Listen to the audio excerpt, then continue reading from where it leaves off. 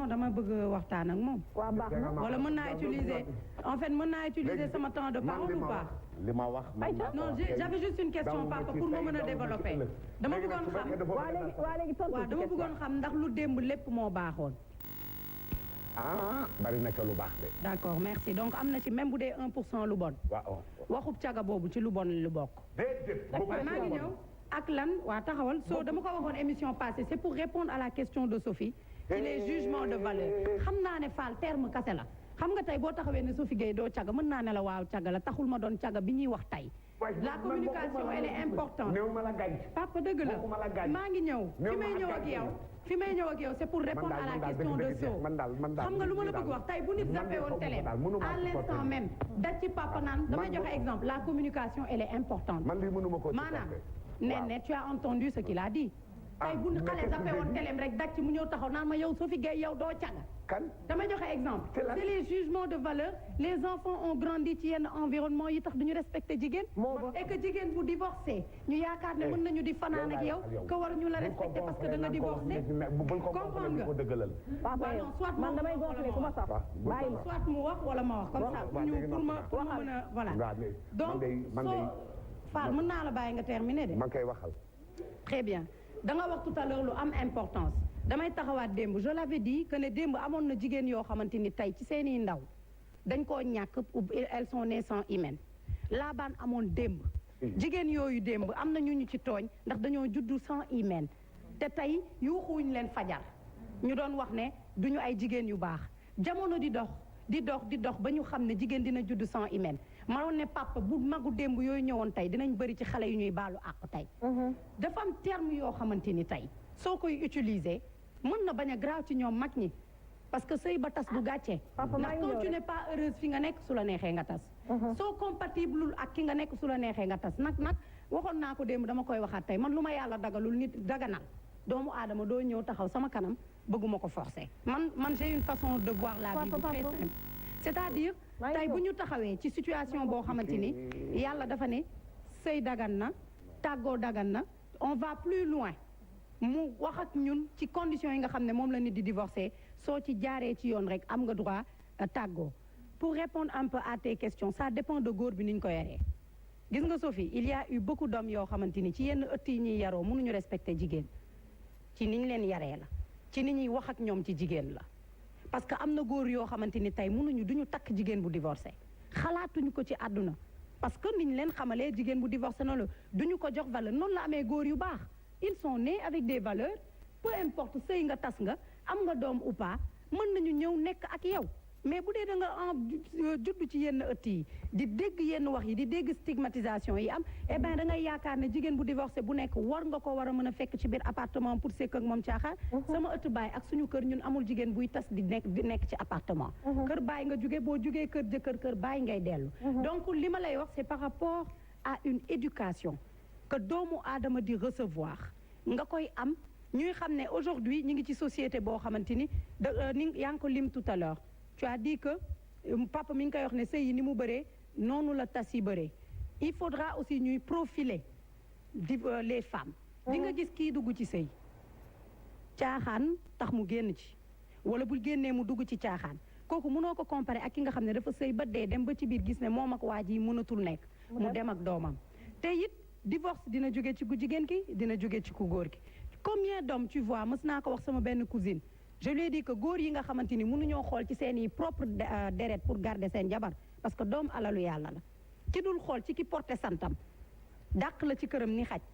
yow du xool ci yow mi nga xamante ni dalaa dugal ci këram am na yoo xamante ni nag yow mi nga xamante ni yaay am sa valeur bopp sa gis-gisu bopp ak say principe àdduna nga xam ne sëy taxul ak tas taxul nga perdre ko man damay tontu papa di ko wax ne fukki sëy yu tas moo ma gënal benn bakken bu rot am na sëy yoo xam ne boo ko jéemee garder tey mooy li ngay gis aujourd'hui dans la société soo de rey sa jëkkër xeex ak sa jëkkër quand rien ne va bu dara doxatul et que ngeen dem ba sentir ne mënatoo leen sëy su yaboo ngeen tàqalikoo fi may daanelee mooy jigéen ñi nga xam ne dañuy toog ci sëy ngir njaboot te ñooñu ñëpp tey dañuy xalaat ne doom moo leen téye ci sëy te doom boobu day bàyyi xel ne papam ak yaayam ñi ngi xuloo mu grandir dans la violence grandir ci naqaru àdduna màgg nekk beneen nit te dara tegu ko lu dul ñaari waajur yi nga xam ne dañ doon jéem a accroché wu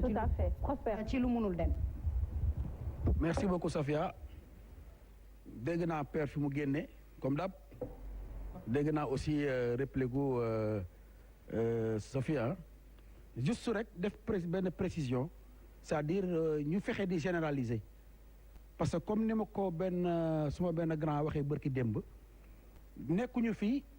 pour ne kii moo am raison wala kii amul raison gis-gis la ñu wax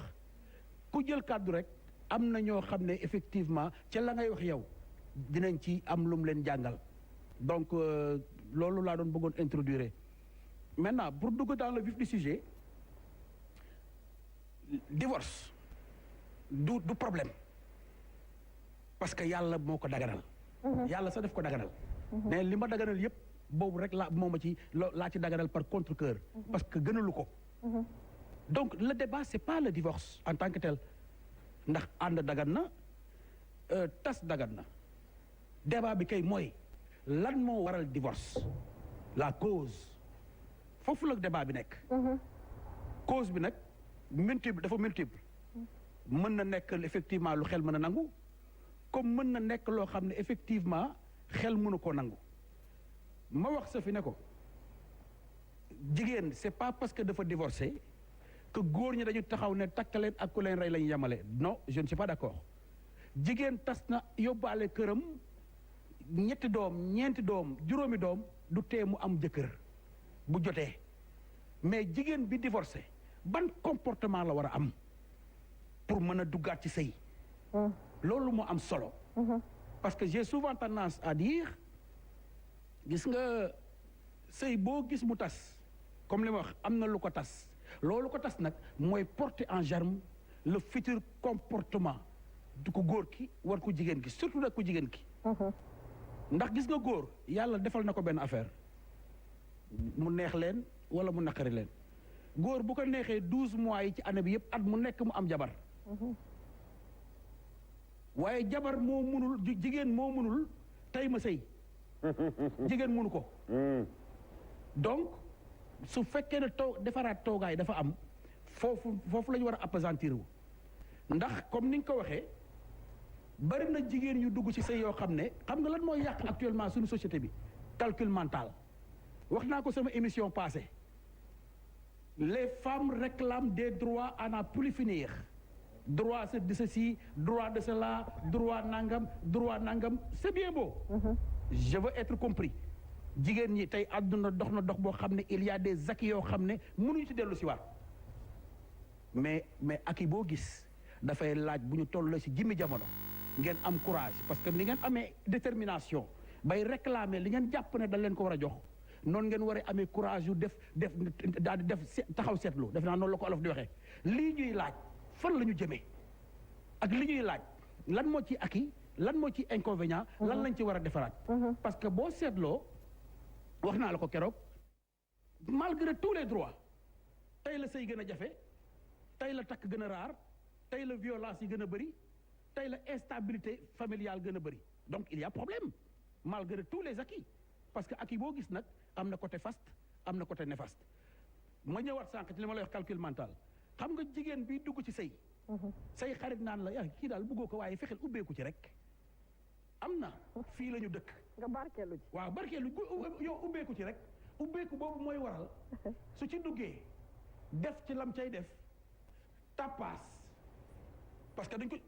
xam ne kii de bëgguma ko xam nga yàllaa ma ko nettoo sa xarit ne la non ubbeeku ci rek yow daal fexeel ba ubbeeku ci parce que ubbeeku boobu en réalité dafay porter en germe effectivement un certain libertinage après loolu moo tax comment dirais-je la période post mariage di xaw a compliqué ci jamono yi ñu toll ndax liñ ciy duggee mooy calcul mental boobu mooy maa ngi sama kër ndey maa ngi sama kër baay dama ci ubbeeku su ma ci ubbeekoo génnaat am nag benn liberté boo xam ne xaaratuñ dara ci man ndax effectivement ba sëy jotee sëy naa bu lay tas booy tas souvent da ngay créer les conditions comme mag ñi dañuy wax ne ku njëkk a jukki baca xam nga luy ku njëkk a jukki baca xam nga ko Safia xaw ma ko ku njëkk a jukki baca loolu mooy soo ñaanee divorce ak la lay topp waaye su la ko mayee la ngay yóbbaale ëpp ñu créer les conditions ba yow yaa ma koy may yow ma ramasser kër ga yóbbu dem ci appartement waaye comme duggoon naa ci sëy boo xam ne calcul la woon calcul boobu effectivement lépp dafa tegu woon ci ay contraintes mënatumaa dox samay soxla comme je veux su ma tàggoo ñu ne ma non c'est possible léeg-léeg ñu ne ma c'est pas possible léeg-léeg ñu ne ma effectivement maanaam contrainte yooyu nga xam ne doon nga ci jodoon dund mu néew wala mu bëri mooy waral yow boo replier woo yow yor sa appartement bien meublé duggaat ci sëy dootul gaaw ndax nag yor ñett yu mel ne Masamba wala Mademba